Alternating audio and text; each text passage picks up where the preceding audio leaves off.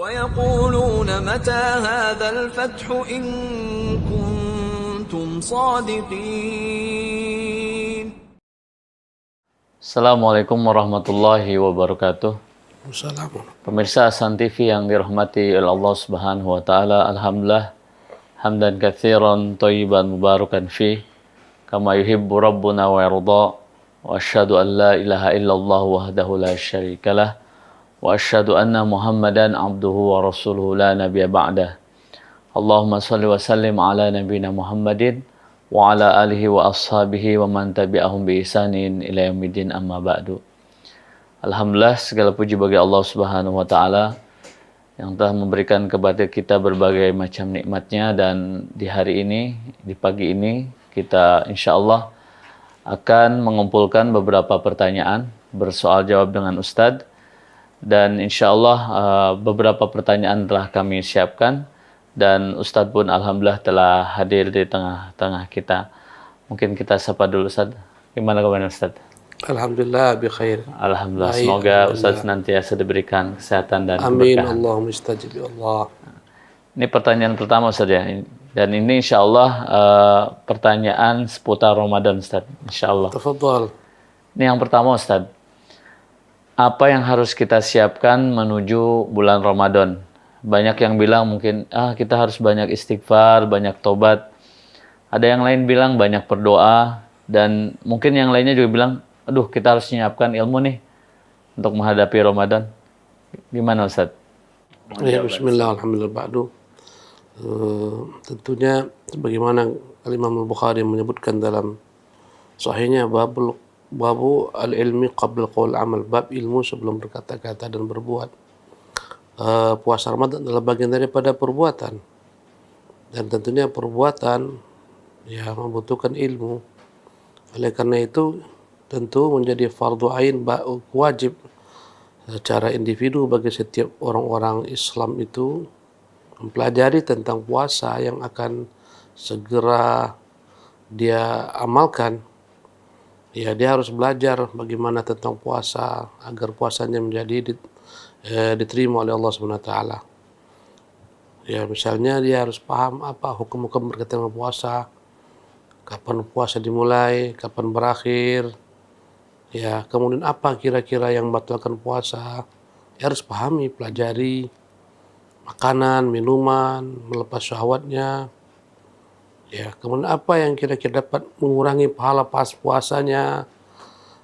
Ya, seperti melakukan berbagai macam perbuatan dosa, maksiat, itu bisa mengurangi, bahkan mungkin bisa menghabiskan pahala puasanya, sehingga hanya sekedar lapar dan haus saja yang dapatkan.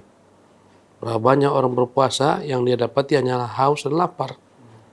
Kata Nabi, man lam yada' qaula zur wal amal bihi falaysa lillahi hajatan fi an yada'a ta'amahu wa syarabahu. Barang siapa yang tidak bisa meninggalkan perkataan dusta, perbuatan dusta, Allah tidak butuh puasanya yang dia berlapar-lapar, berhaus-haus dengannya. Jadi intinya ilmu, tentunya tak mengapa kita iringi dengan doa, sebagaimana salafun salih. Mereka itu berdoa setengah tahun sebelum kedatangan Ramadan agar Allah sampaikan Ramadan karena besarnya keutamaannya. Setelah itu mereka berdoa setengah tahun berikutnya semoga Allah terima Ramadan mereka. Begitulah salafun salih. Diiringi dengan doa, ya Allah balighna Ramadan, sampaikanlah kami ke Ramadan.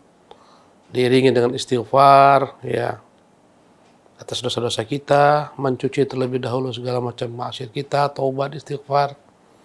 Ya, ini enggak ada masalah insyaallah tabaraka taala untuk menyambut Ramadan.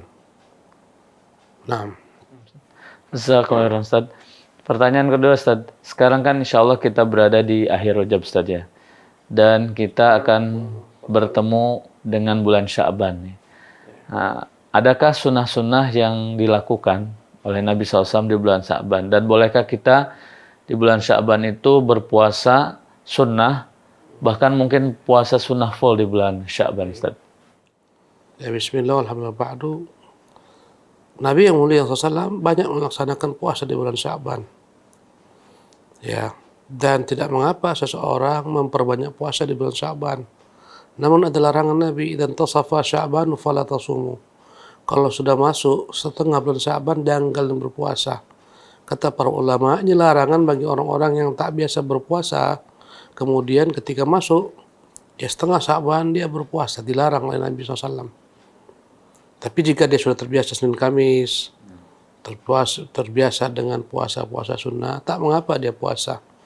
Tapi kalau dia tak puasa setengahnya, kemudian setengah yang kedua dia mulai puasa, dilarang Nabi SAW. Apalagi di penghujung Sya'ban itu ada namanya Yaumus Syak, hari yang dilakukan. Kata Nabi, man sama Yaumus Syakki faqad asa Abul Qasim, yang berpuasa pada hari yang diragukan, dia telah bermaksiat kepada Abul Qasim. Oleh karena itulah tak benar jika seorang berpuasa full di bulan Sya'ban. Ya, hanya boleh orang-orang yang terbiasa puasa Daud misalnya, ya lanjut puasanya. Ya, puasa Senin Kamis, ya, Ayyamul Bid. Boleh dia memperbanyak puasa, tapi jangan tak puasa setengahnya, setelah itu masuk 15 Sya'ban dia mulai puasa, dilarang Nabi. Kenapa ada larangan? Nah, sebagaimana dilarang juga berpuasa 1 hari 2 hari sebelum Ramadan, karena Islam ini ingin membedakan antara perbuatan yang wajib dengan perbuatan yang sunnah supaya tidak tercampur.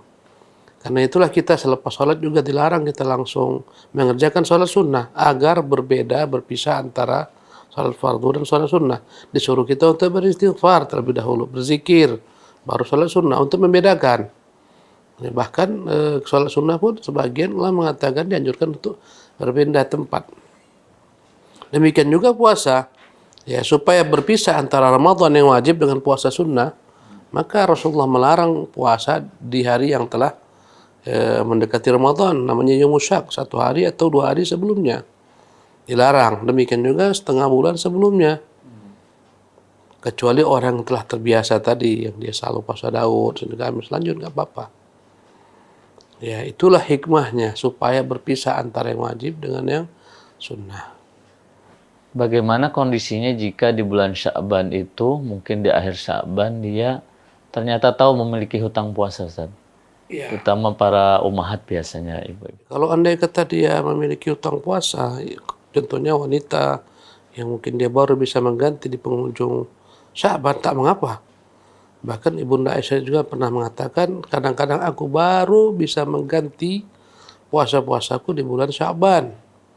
Ya, karena dia wanita kadang haid, ya kadang dia menjaga pertimbangan menjaga Rasulullah, melayani Rasulullah, tak sempat puasa kecuali setelah dekat, ketika itu tak mengapa. Walaupun di penghujung Ramadan, karena ini bukan puasa sunnah. Puasa wajib qadha. Tak mengapa yang dilarang puasa sunnah. Jazakallahu khairan, Ustaz. Pertanyaan berikutnya, Ustaz. Saat kita telah memasuki bulan Ramadan, kira-kira amalan apa yang harus kita maksimalkan di bulan Ramadan tersebut, Ustaz? Ya, bismillah. Para ulama-ulama kita, as-salafun salih, mereka terbiasa memperbanyak bacaan Quran. Dan di antara penamaan Ramadan selain Syahrul Ramadan juga Syahrul Quran. Karena pada Ramadan itulah Allah turunkan Quran.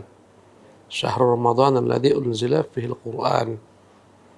Oleh karena itulah tentu setelah berpuasa, amalan yang paling utama kita lakukan adalah memperbanyak tadarus Quran.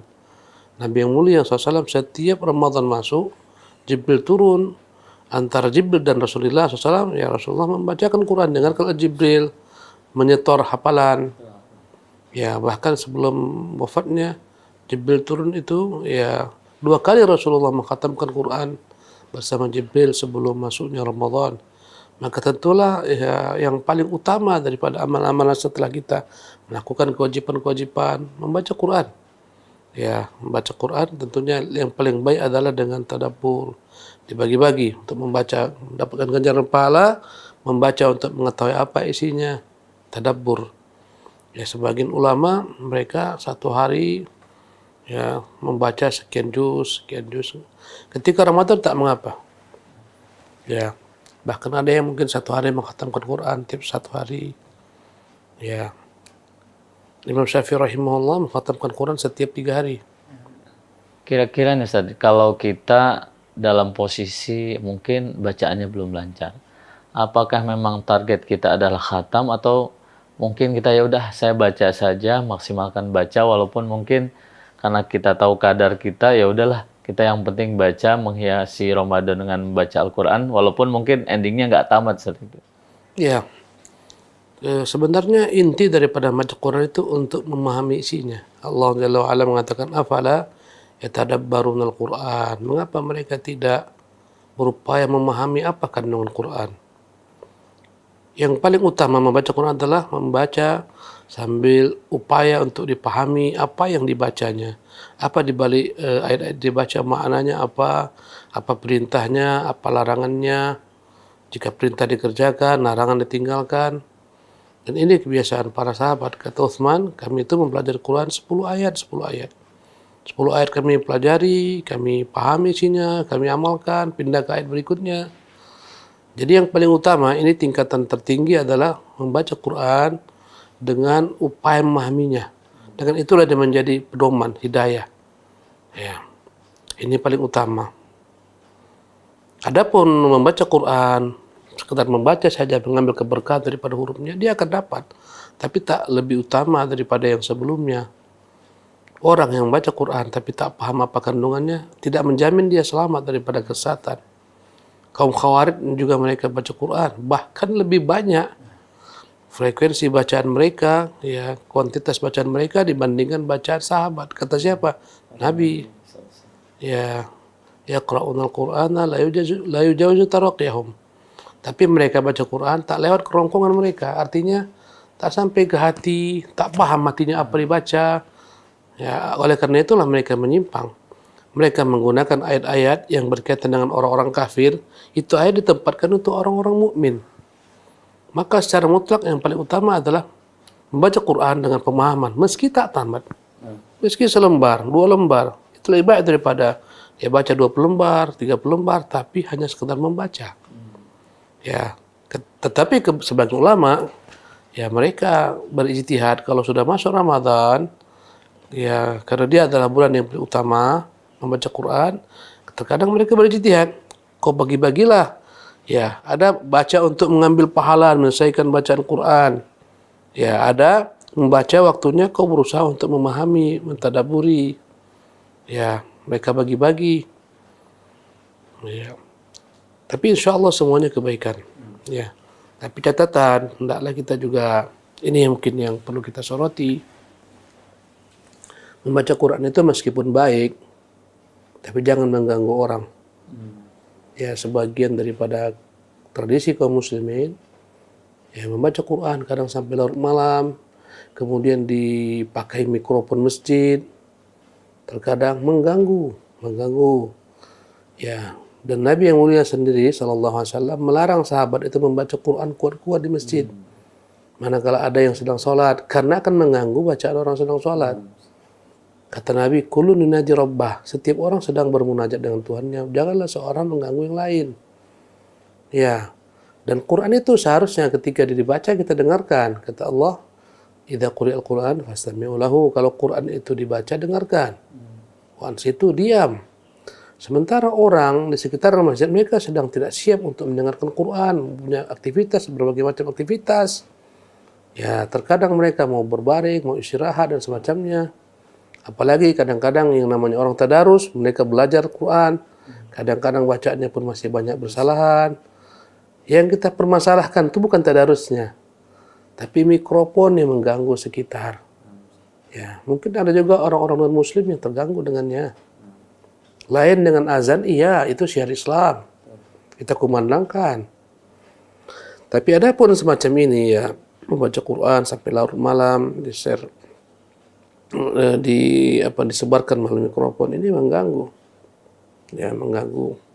Bukan karena kita tak cinta Quran, tapi Nabi saja melarang orang baca Quran di masjid dengan keras ketika ada orang yang lain sedang sholat, karena kan mengganggu bacaannya. Itu perlu diperhatikan. Tentunya lagi adab tadarus, ya, supaya kita dapat keberkahan. Hendaklah benar-benar dijaga adab-adab Islam. Kadang-kadang tadarusnya laki-laki perempuan campur baur. Ya, mana lagi dapat rahmat Allah SWT campur baur perempuan laki-laki.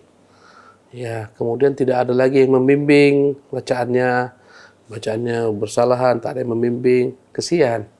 Hanya kita harapkan diperbaharui hal semacam ini.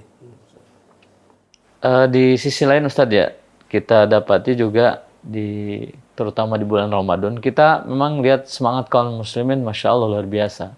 Tetapi terkadang itu di perkara-perkara yang memang memiliki keutamaan. Misal, sholat tarawih kan penuh.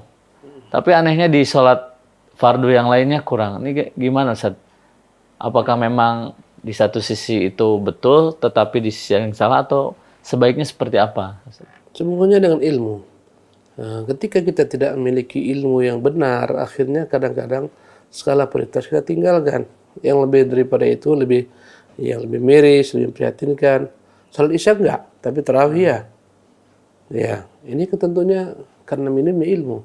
Isya itu wajib, tarawih tak wajib, tak dikerjakan enggak berdosa dia. Tapi meninggalkan Isya masuk neraka. Ya, kurangnya ilmu sehingga sebagian mendahulukan apa-apa yang seharusnya tidak didahulukan. Ya. Seperti yang Antum katakan tadi, ya. Tarawih rame. Tapi ketika sholat berjamaah dia tak di masjid, di rumah. Ya. Padahal ya banyak sekali keterangan-keterangan ulama tentang pentingnya jamaah di masjid, tanda-tanda orang beriman, sholat berjamaah di masjid, tanda-tanda orang munafik, sholat di rumah. Di masa sahabat, mereka, Ibnu Mas'ud mengatakan, yang kami ketahui dia adalah orang munafik, ma'lumun nifaq, jelas kemunafikannya ketika meninggalkan jamaah di masjid. Bahkan kata Ibnu Mas'ud, kami sakit-sakit pun sampai kami berusaha untuk datang ke masjid meski dipapah. Ya. Apalagi Rasulullah sendiri pernah ingin membakar rumah-rumah orang yang tidak melaksanakan salat Isya di masjid. Karena ada wanita, karena ada anak-anak, maka Rasulullah tidak membakarnya. Ini dalil-dalil menunjukkan pentingnya salat jamaah. Maka alangkah menyedihkan orang-orang ketika masuk Ramadan, laki-laki tapi salatnya di rumah. Ini musibah. Sedih. Ya, hendaknya dia di masjid. Nah, Ustaz. Jazakallah Ustaz. Pertanyaannya lain Ustaz, ini seputar puasa Ustaz. Batasan sahur Ustaz.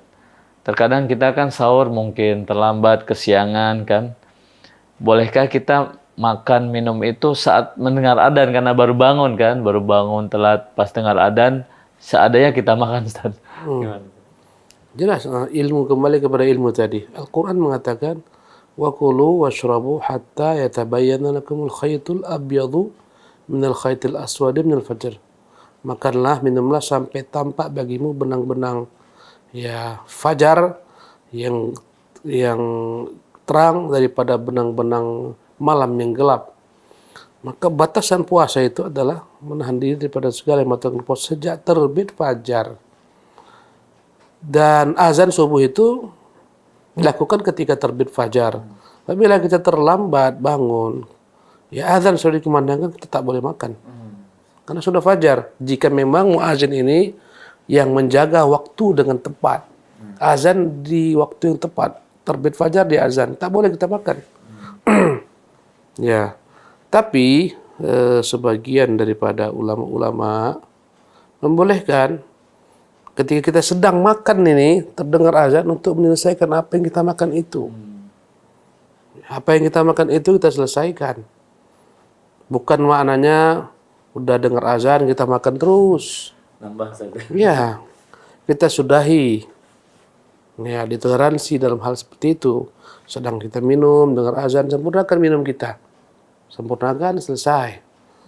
Jangan setelah azan baru sibuk minum, baru sibuk makan. Ya, dari terbit fajar hingga tenggelam matahari. Itulah dia. Kata Allah SWT, "Tsumma atimmu siyama ilal lail." Kemudian sempurnakan puasamu sampai datangnya malam. Malam itu ditandai dengan tenggelamnya matahari. Itulah batasan puasa. Sekarang nih lanjut ke problem berikutnya. Terkadang kita memang di awal-awal puasa Ustaz ya, aktivitas puasa mungkin kita sering atau kadang lupa nih. Apa adab-adabnya saat kita lupa? Apa saat kita baru minum langsung kita muntahkan, atau seperti apa makanan baru kita muntahkan, atau kita Ketika kita ingat kita sedang berpuasa, kita muntahkan makanan itu. Maksudnya ketika masih bisa di mulut, Iya. dikeluarkan. Antum minum, ingat, buang. Kecuali sudah masuk ke dalam, tak perlu antum jolok-jolok muntahkannya. Ya. Jadi di antara bentuk rahmat Allah SWT, kalau kita lupa, kita sudah makan, sudah minum, baru ingat, itu adalah merupakan sedekah dari Allah. Allah menyedekahi kita. Itu bagian daripada rahmatnya. Tapi ketika seseorang puasa, melihat temannya makan lupa, hendaklah dia ingatkan, kau puasa enggak? Oh ya, kau puasa. Ya, diingatkan. Dan orang yang ketika ingat harus segera menyudahi. Ya, ketika dia sudah di mulut di makanan, ya diingatkan, buang. Jangan, udah masuk mulut, tanggung, ku selesaikanlah kunyahan ini. Nggak boleh. Nah, ini posisinya mungkin kita teman melihat Ustaz ya, dia lagi makan. Karena kasihan takut keselak, kita biarin nih Ustaz, sampai dia minum gitu. Atau gimana Ustaz asannya? Ingatkan. Kan bagian daripada amar ma'ruf nahi munkar. Man ra'a minkum munkar falyughayyirhu biyadihi. Ya, karena dia tak tahu aja dia tak berdosa, tapi kita yang tahu ingatkan, kalau enggak kita berdosa. Kau puasa loh. Tak boleh keselak akhirnya minum, batal puasanya, batal. Mungkin berikutnya Ustaz ya. Kita berpuasa Ustaz. Cuman kadang-kadang biasa namanya orang puasa kan kadang mengatur gitu ya. Kayaknya saya sore pengen ini. Akhirnya dia udah di awal pagi itu udah nyusun nih makanannya A, B, C. Boleh nggak Ustaz puasa semacam itu? Kayak balas dendam Ustaz gitu. Iya. Makan ketika berpuasa boleh kita menyantap apa-apa yang baik-baik, yang lezat-lezat. Selama memang tidak berlebih-lebihan. Dan kaidahnya semua yang berlebih membahayakan. Dunia ini pun berlebih membahayakan. Ibadah berlebih jadilah bid'ah yang membahayakan juga. Makan pun demikian. Karena itulah, ya, Allah mengatakan wa kulu washrabu wa la tusrifu. Makan, minum, jangan berlebih-lebihan. Ya, antum bilang tadi balas dendam. Terlampau banyak mengisi makanan ke dalam perutnya, akhirnya ya mungkin dia berat beribadah berikutnya. Tak bisa dia tarawih dan semacamnya. Ya mungkin bisa mendatangkan berbagai macam kemudaratan bagi dirinya. Yang berlebih bahaya. Maka makanlah sekedar yang kau mampu makan. Jangan ya terlampau banyak diisi ketika Ramadan. Ya, pelan-pelan makannya, nanti ditunda setelah maghrib, nanti makan lagi sedikit. Jangan sekalian. Nah, sunnah Nabi SAW saat berbuka Ustaz itu apa aja sih yang beliau SAW minum? Nabi kalau berbuka dia mengutamakan kita berbuka dengan rutab. Rutab itu kurma yang basah. Tradisi Nabi dia berbuka dengan rutab. In lam yajid rutabat fatamarat. Kalau nggak dapat rutab, kurma yang basah, dia konsumsi kurma yang kering. Kalau kurma yang kering pun tak ada hasawatin min ma', dia menunggu beberapa tegukan air putih. Ini yang dikerjakan Nabi SAW. Karena itulah sebagian daripada ahli kesehatan menyarankan pula kita untuk mengkonsumsi sesuatu yang manis untuk mengembalikan tenaga setelah seharian berpuasa. Tak ada kurma yang lain yang manis. Nah, Ustaz. Ya. Jadi tapi identik berbuka dengan yang manis aslinya memang tidak ada Ustaz. Maksudnya terkadang kan kita kalau puasa berbukalah dengan yang manis. Mungkin mereka menganalogikan dengan kurma tadi. Kurma itu manis. Kenapa dengan kurma? Ya, karena kurma mungkin dalamnya banyak kandungan-kandungan manis yang dapat mengembalikan segera tenaga. Dan akhirnya mereka mengkiaskan ya dengan kurma tersebut. Tak ada kurma ya, yang lain lah. Apa yang kira-kira yang manis? Allah Ta'ala alam. Pertanyaan berikutnya Ustaz nih.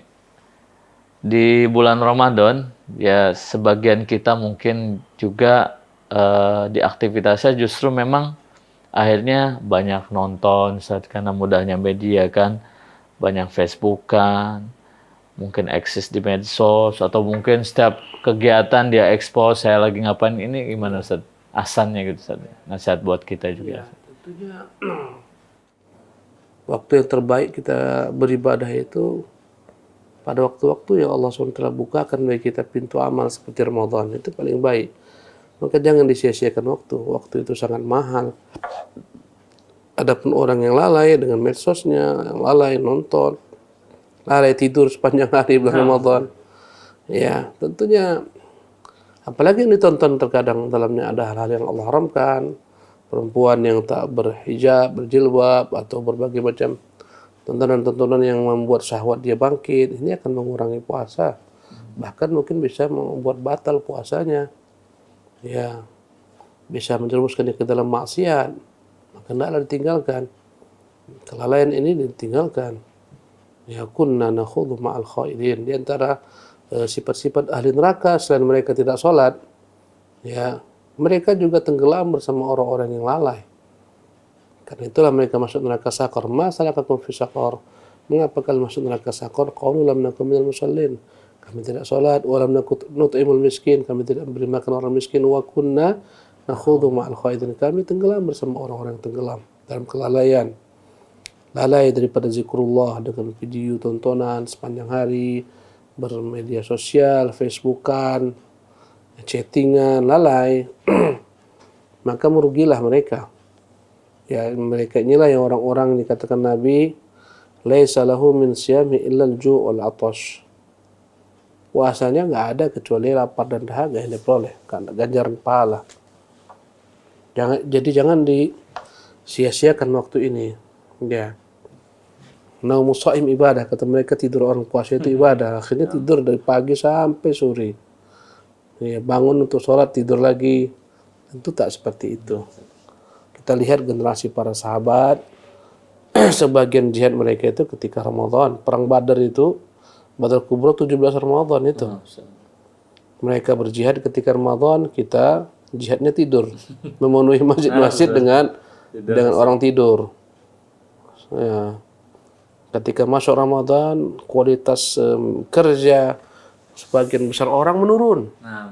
Ya, puasa akhirnya tidur, di kantor pun tidur, di mana-mana tidur. Tentunya tak sesuai dengan apa yang diharapkan. Ramadan buat kita lebih giat. Nah, berkaitan tadi Ustaz, berkaitan dengan pekerjaan. Boleh nggak kita nih saat bekerja saja?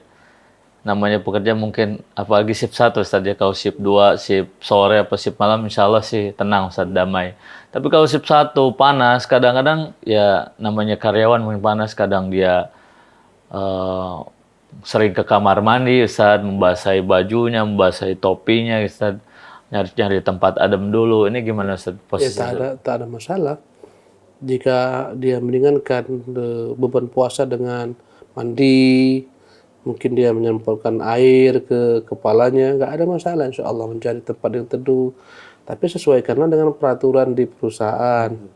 Ya, misalnya memang dia kerjanya di tempat panas, ya akhirnya dengan mencari tempat teduh dia meninggalkan kerjaan, kan dia berdosa juga. Dia terikat dengan kerja. Ya, jadi bukan secara mutlak puasa itu membolehkan dia untuk meninggalkan pekerjaan. Kenapa kok nggak ada orang lagi di sini nih? Misalnya kan CPR misalnya. Nah, semua sedang mencari tempat teduh misalnya. Ya, harus terikat dengan kesepakatan kerja. Insya Allah. Dan juga terkadang kita dapati Ustaz ya, banyak juga dengan alasan berat inilah di akhirnya udah saya nggak puasa, berat nih gitu Ustaz. Gimana Ustaz? Sebenarnya terkait dengan azam dalam diri. Anak-anak kadang-kadang mampu dia berpuasa. Kalau sebagian mengatakan ini kerjaan berat sekali bagi saya. Kalau jujur memang seperti itu kondisinya, tak sanggup lagi dia berpuasa. Kecuali dia harus berbuka supaya kerjaan itu selesai. Jujur, itu dia sama Allah SWT. Tak mengapa, dia beri uzur. Ya, karena agama ini agama yang mudah. Tapi jujur. Kalau andai kata orang lain kuat, mengapa dia tak kuat? Ya, bukan hanya dia sendiri yang kerja. Misalnya kerja di shipyard, buat terik matahari. Memang berat. Ya, mungkin kuli-kuli kasar. Tapi kenapa ada yang sanggup? Maka dikuatkan iman. Dengan kuatnya iman, insya Allah dia akan mampu kuat. Dan Allah akan beri taufik. Tapi ketika mentalnya lemah, imannya lemah, udah. Langsung, aku nggak sanggup. Itu dia sama Allah. Allah tahu. Berdosa orang yang meninggalkan puasa dengan sengaja, padahal imam mengerjakannya. Tak bisa diganti puasanya itu. Yang bisa diganti yang ditinggalkan karena udzur syar'i. Ya, berdosa tak ada bisa diganti itu. Orang yang sengaja meninggalkan puasa tak bisa diganti menurut pendapat yang lebih rajih menurut kami. Yang diganti yang ditinggalkan dengan uzur karena sakit, karena safar. Nggak ada uzur tak bisa diganti. Allah musta'an. Pertanyaan berikutnya, Ustaz. Dia posisinya sudah hijrah. Kemudian dia tahu bahwasanya dulu memang dia ya notabene menyepelekan puasa lah. Cuman dia tidak tahu, Ustaz, nih, berapa sih puasa yang dia tinggalkan? Kira-kira kaifiahnya bagaimana untuk mengganti atau mengkodok puasanya, Ustaz? Tadi saya sebutkan memang pendapat yang kita pilih dan pendapat ini yang lebih kuat menurut kita. Orang yang dahulu karena bodohnya dia meninggalkan puasa dengan sengaja, tak bisa diganti puasanya. Apa yang bisa dilakukan? Bertobat, beristighfar, mohon ampun kepada Allah SWT. Setelah itu memperbanyak puasa sunnah. Yang dahulu dia tinggalkan tak bisa diqadha. Ya, banyak-banyak aja dia puasa sunnah. Yang mudah-mudahan mengganti. Sebagaimana orang yang bodohnya dia meninggalkan sholat, jahil karena tak mau belajar agama, menyepelekan, tak sholat. Ketika dia sadar sekarang, tak bisa diganti. Menurut pendapat yang sahih, tidak bisa diganti. Yang bisa adalah istighfar, taubat, memperbanyak sholat sunnah. Walaupun masalahnya masalah khilaf, tapi ini yang kita pandang lebih dekat pada kebenaran. Dan tidak ada memang dalil-dalil yang mendukung dia untuk mengganti sholatnya. Yang dibolehkan orang itu mengerjakan sholat ketika lepas waktunya adalah tertentu. Orang yang lupa, mana ma'anis sholat, orang ketiduran. Au nasiha falyusalli hina dzakaraha, yang dia ketiduran, yang dia lupa sholat dikerjakan ketika ingat. Wala kafaratul hasi wa dzalik, tidak ada kafarat lain kecuali itu. Adapun orang yang tahu tak lupa dia tinggalkan, tidak bisa diganti. Subhanallah. Bahkan sebagian ulama menyuruh dia itu, ini orang yang meninggalkan sholat dengan sengaja, sebagian ulama mengkafirkan pelaku yang meninggalkan sholat ini dikafirkan oleh sebagian ulama dengan beberapa ketentuan hadis. Al-hadul ladzi bainana as-shalah faman taraka faqad kafar. Janji kita sama orang-orang Islam adalah sholat, yang meninggalkannya telah dia terancam kafir, telah kafir. Ya. Karena itulah bukan perkara mudah meninggalkan sholat. Nah. Ini terakhir, Ustaz, ya. Saran buat orang yang masih sendirian bujangan saat Ramadan, Ustaz. Kadang dia itu sahur kesiangan, maghrib kehabisan lauk di warteg. Kita kira-kira apa, Ustaz, nasihat buat para bujangan kita, Ustaz, yang soleh itu, Ustaz? Nasihat untuk bujangan menikah kalau sanggup. Ya ma'asyara syabab man istata'a minkumul ba'ata falyatazawwaj. Wahai pemuda yang sanggup menikah, menikah. Selesaikan segera bujangannya dengan menikah supaya ada yang masakkannya. Ya, boleh rupanya menikah di bulan Ramadan. Boleh aja. Akadnya boleh ketika Ramadan, ketika siang hari. Yang dilarang adalah bercampurnya. Ya. Maka yang bujang-bujang segera menikah. Ya. Supaya ada yang bisa memasakin, supaya ada yang bisa merawatnya. Itu nasihat ana. Ini untuk semua bujangan. Ya, dalam segala keadaan, baik ketika Ramadan, di luar Ramadan, segeralah menikah. Ya, menyempurnakan separuh agamanya. Ya, bahkan Syekh bin Baz sendiri ketika ditanya, seorang pemuda dia punya uang, dia bisa pergi haji dan itu rukun Islam. Juga dia bisa menikah. Mana yang dipilih? Kata Syekh Abdul bin Baz, nikah. Nikah akan menjaga diri daripada syahwat. Ya. Wallahu a'lam. Jazakallahu Ustaz atas jawaban-jawabannya, dan itu tadi pemirsa Ahsan TV yang dirahmati Allah Subhanahu wa taala.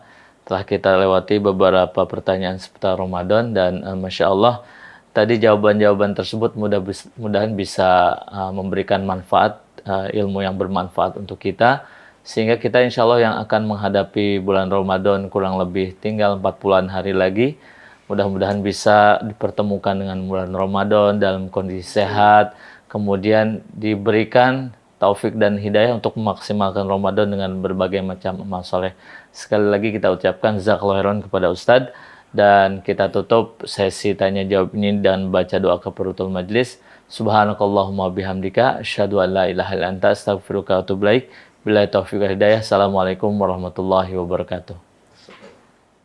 ويقولون متى هذا الفتح إن كنتم صادقين